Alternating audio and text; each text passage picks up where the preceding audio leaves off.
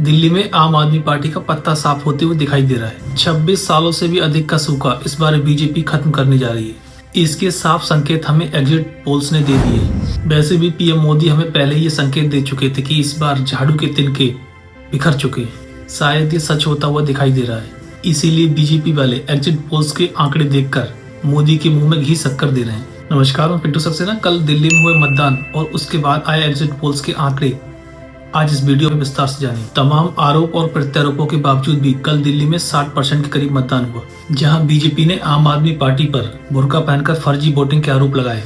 वहीं आम आदमी पार्टी ने इलेक्शन कमीशन के अधिकारियों पर मतदान को प्रभावित करने के आरोप लगाए। इलेक्शन कमीशन के द्वारा सुरक्षा के अच्छे इंतजाम किए गए थे, यानी पुख्ता इंतजाम किए गए थे।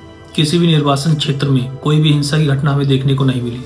बात करें अगर निर्वाचन क्षेत्र की, तो सबसे ज्यादा मुस्तफाबाद में वोट पड़े। यहाँ लगभग 66% मतदान हुआ। इस मतदान के साथ ही बीजेपी और आम आदमी पार्टियों के प्रत्याशियों की किस्मत ईवीएम में कैद हो चुकी और असल नतीजे 8 फरवरी को हम सबके सामने आएंगे। लेकिन कल जैसे ही शाम के 6:30 बजे कई एजेंसियों के एग्जिट पोल्स के आंकड़े सामने आए। आंकड़े बड़े दिलचस्प हैं, जो भाजपा को खुश करते हुए नजर आ रहे हैं। लेकिन ये एग्जिट पोल्स के आंकड़े पूरी तरह से सही हों ऐसा भी संभव नहीं है। लेकिन दिल्ली की हिस्ट्री बताती है कि इस तरह के आंकड़े आमतौर पर ठीक यानी सही बैठते हैं।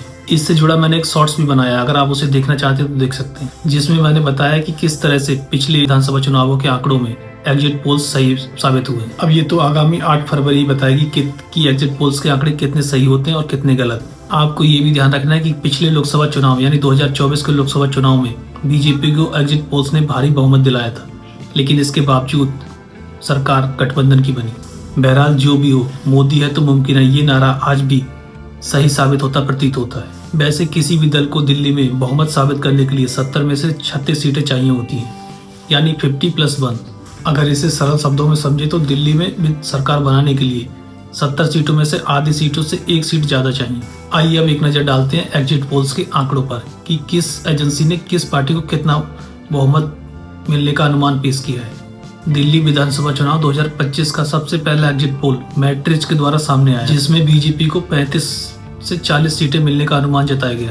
वहीं आम आदमी पार्टी को 32 से 37 सीट्स मिलती हुई दिखाई दी।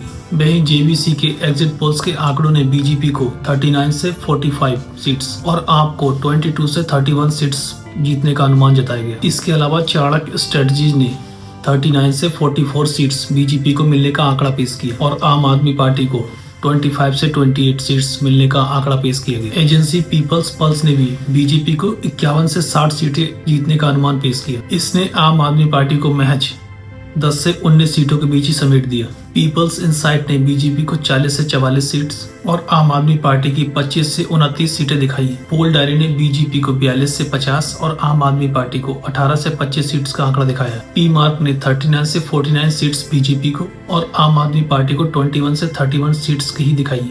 बी प्रिसाइड एजेंसी ने बीजेपी की 18 से 23 और आम आदमी पार्टी को 46 से 52 सीटें मिलने का अनुमान जताया, जो आम आदमी पार्टी के पूर्ण बहुमत की ओर इशारा करता है। इसके अलावा एजेंसी माइंड ब्रेक ने बीजेपी को 21 से 25 सीट और आम आदमी पार्टी को 44 से 49 सीटें मिलने का आंकड़ा दिखाया। वहीं डीवी रिसर्च ने बीजेपी को 36 से 44 सीट और आम आदमी पार्टी को 26 से 34 सीट्स का आंकड़ा पेश किया है। एसीएस एजेंसी ने बीजेपी को 38 से 41 सीट्स और आम आदमी पार्टी को 27 से 30 सीट्स मिलने का अनुमान जताया। इन 11 एजेंसीज के एग्जिट पोल्स में से 7 से 8 एग्जिट पोल्स बीजेपी के पक्ष में, जो बीजेपी को बढ़त या फिर उसके बहुमत की ओर इशारा कर रहे हैं।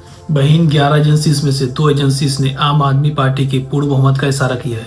होने को तो कुछ भी हो सकता है, लेकिन एग्जिट पोल्स के ये आंकड़े साफ तौर पर जाहिर कर रहे हैं कि बीजेपी की आक्रामक राजनीति और मेहनत दिल्ली में रंग लाती हुई दिखाई दे रही है। इन 11 एजेंसीज के एग्जिट पोल्स ने अन्य पार्टी और कांग्रेस को 2 से 3 सीटों पर ही समेट दिया, या यूं कहें कि कांग्रेस और अन्य दल दिल्ली में हाशिए पर दिखाई दे रहे हैं। आज से लगभग 26-27 साल पहले दिल्ली में बीजेपी की गवर्नमेंट थी।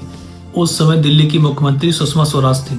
इसके बाद कांग्रेस ने दिल्ली पर राज किया और शीला दीक्षित दिल्ली की मुख्यमंत्री बनी। इसके बाद कांग्रेस की शीला दीक्षित को हराकर केजरीवाल सत्ता में आए और इन एग्जिट पोल्स के नतीजों को और धरातली हकीकत को देखकर ऐसा लग रहा है कि अब केजरीवाल की विदाई होने वाली है। मुद्दा कुछ भी हो सकता है, शराब घोटाला, शीश महल या फिर फ्री की रेवड़ियों का ओवरलोड। इसके अलावा बीजेपी के द्वारा बजट में 12 लाख तक की टैक्स छूट देकर मिडिल क्लास को साधना, दिल्ली की जनता को विकास का विश्वास दिलाना या फिर दिल्ली को बीजेपी के हाथों में लेकर वर्ल्ड क्लास बनाना शामिल है। अब बस 8 फरवरी का इंतजार है कि विकास का बसंत किस दिशा में जा रहा है। इस संबंध में आपके क्या विचार है, कृपया कमेंट करके हमें जरूर बताएं।